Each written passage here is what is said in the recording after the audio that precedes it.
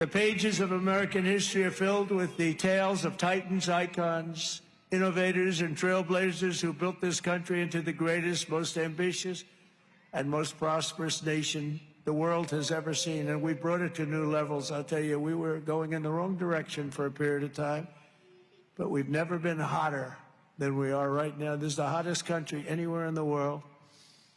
Yet every captain of industry, every pioneer of science, and every star whose brilliance has lit up the lights of Broadway all share one thing in common. They only had the chance to soar because the veterans had the courage to serve. They took care of those people. They took care of all the stars. The stars that you read about wouldn't be here without our veterans. Everything we have, everything our country has achieved has been purchased by the muscle, spine, and steel of the United States military. We owe it all to the fierce and noble men and women of the Army, the Navy, the Air Force, Space Force, Coast Guard, and the United States Marines. Here's a guy. Our service members, our own words, are the greatest possible tribute to their immortal valor. Shortly before the Battle of Bull Run, Major Sullivan Ballou of Rhode Island became a big name, didn't he? Wrote to his dear wife, Sarah. He said, "I know how great a debt we owe to those who went before us," he said. "And I'm willing, perfectly willing, darling, to lay down all my joys of this life to help maintain this government and to pay that debt."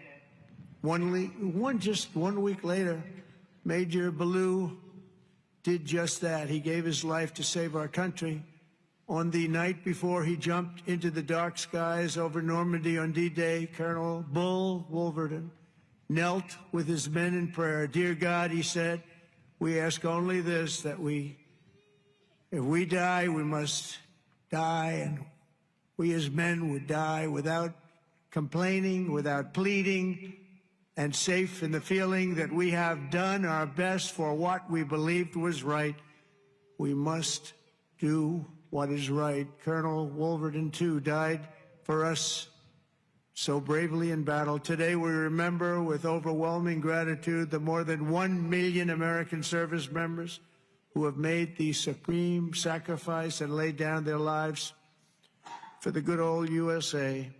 Generation after generation, America's warriors have left behind the comforts of home and family to face violence, evil, and death so that our families could know joy, goodness, and peace.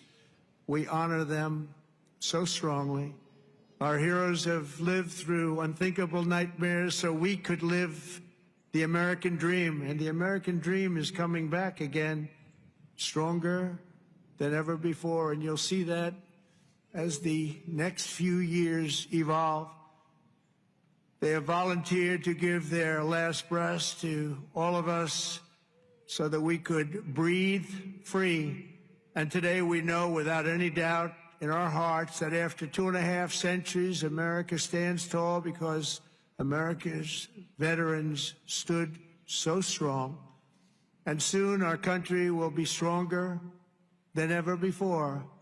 America's warriors never quit, never surrender. They fight, fight, fight, and they win, win, win. That's what we do. We win battles.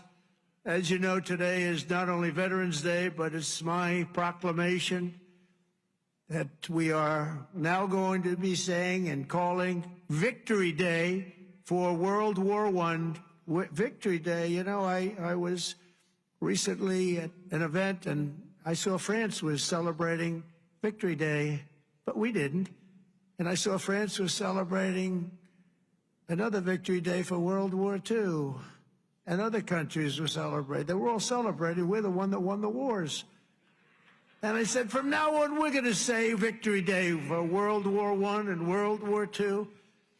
And we could do for plenty of other wars, but we'll start with those two. Maybe someday somebody else will add a couple of more because we won a lot of good ones. But when I see other countries celebrating Victory Day, I watched it. I watched UK. I watched Russia. They were celebrating Victory Day, World War II. And I said, we got to have a Victory Day. Nobody even talked about it in our country. But from now on, we're going to be celebrating Victory Day for World War I, for World War II, and frankly, for everything else.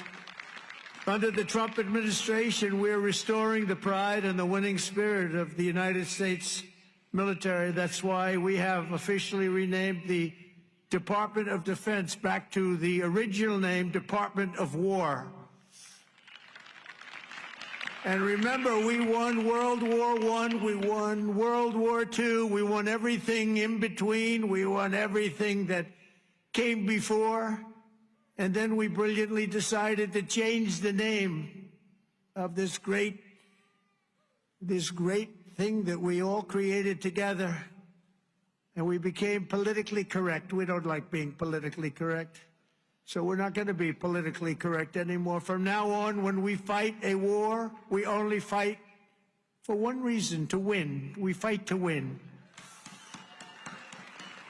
And under my leadership, we're also fighting for the great veterans who have always been there for us, and especially when we needed them and needed them most. In 9 months, the Trump administration has cut the backlog of VA benefit claims in half. That's a big achievement, and Doug is going to get it down to zero. During the Biden administration, the backlog exploded like we had never seen before, and I'm going to eliminate 100% of that backlog. We're moving at that pace, and already we've processed more than 3 million backlog claims, the most of any year in the history of the VA. We've added more than 1 million extra service hours across the VA centers, and we've opened 20 new facilities in 13 states, something that people said just not possible to do.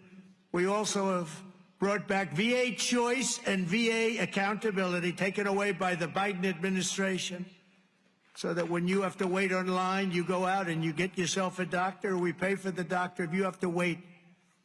And the other thing is we fired thousands of people who didn't take care of our great veterans. They were sadists, they were sick people, they were thieves, they were everything you want to name, and we got rid of over 9,000 of them. And then when Biden came in, he hired them back, many of them. But we got rid of them. And I think we got rid of them permanently. We replaced them with people who love our veterans, not people who are sick people. We're also confronting the challenge of veterans' homelessness, and earlier this year I signed an order establishing the National Center for Warrior Independence to house up to 6,000 veterans in need, and we will not stop until we have ended the tragedy of homeless veterans once and for all. I'd see in New York where people that came into our country illegally, would be put up in hotels, and veterans would be sitting on the sidewalk outside of that hotel where these other people are put in. And many of the people that came in were put in from prisons. They were murderers. They were drug dealers. They were people that we didn't want in our country. They were staying in hotels, luxury hotels, and our veterans were sitting on the sidewalks watching them go in. I said, that's never going to happen under this administration. I also signed the VA Home Loan Program Reform Act, because no veteran should be kicked out of their home for what they call a late payment. It's not happening. And I'm pleased to report that since January, the veterans' unemployment rate has fallen by more than 26%. That's amazing. Work hard on that. And I also want to give a very special thanks to all of the veteran service organizations that work so hard. They're all represented here today. But they work so hard on behalf of our great veterans, and one of the heroes who reminds us of why we fight for those who served in uniform is Army Major and West Point grad Jonathan Turnbull. In 2019, Jonathan was conducting an operation in Syria when a suicide bomber approached and detonated his vest, leaving Jonathan gravely wounded, so badly wounded they thought he had no chance. The injuries were so severe the doctors gave him everybody. They just looked, they all cried. They knew him, they loved him, and they were just crying. They said, no chance. He was resuscitated 3 separate times and he underwent 22 surgeries, but he refused to give up. He wanted to live. He loved his country. He loved his family. He wanted to live. He was going through hell. I visited Jonathan at Walter Reed in 2020, remembered so well, and today I'm delighted to say that Jonathan is not only alive, he is here with us, back on his feet, and living a great life alongside his beautiful wife, Samantha, and their 3 incredible children. Jonathan, Samantha, please, God bless you. God bless you. Thank you. Where are you? There he is. There he is. Beautiful. Thank you very much. Thank you. You're a tough guy. You're a tough one. Nobody could have gone through what you went through. He's doing good, isn't he, huh, Samantha? Thank you very much, both. And in conclusion, from the very beginning of our country, our great American flag has always been shielded and protected by a special cast of citizens who has stepped forward to safeguard liberty's cause. When danger came, when duty called, when Almighty God asked, who had the will and the strength to defend the land of the free, each and every American veteran stood up and said, here I am, send me, here I am. They've come from every corner of this nation, from the cornfields of Iowa to the hills and valleys of California, from the steel towns of Pennsylvania to the vast plains of Texas, from the banks of the mighty Mississippi to the 5 boroughs of New York City.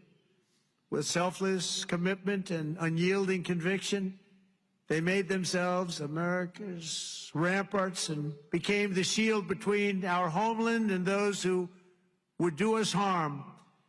With everything they had, they did one thing above all else. They put America first. On the decks of destroyers, beneath the thunder of cannon fire, in the cockpits of our beautiful B-2 bombers. Aren't they beautiful now? We respect them so much. What a job they did. That in an instant completely obliterated Iran's nuclear capability, of which we have just ordered, I have to say, many more of the updated versions of that incredible piece of art. They defended the American Republic, dispensed American justice, crushed the enemies of freedom, and vanquished the forces of wickedness and evil. That's what we've been doing. Because of what every veteran has done today, the flame of liberty shines bright. The people of our nation sleep safe. The American dream surges forward, and our magnificent destiny stands more splendid and glorious than ever before. So I want to say thank you once again to every American veteran. You are very, very special people, and always in our heart. And God bless you, and God bless the United States of America. Thank you, everybody. Thank you very much.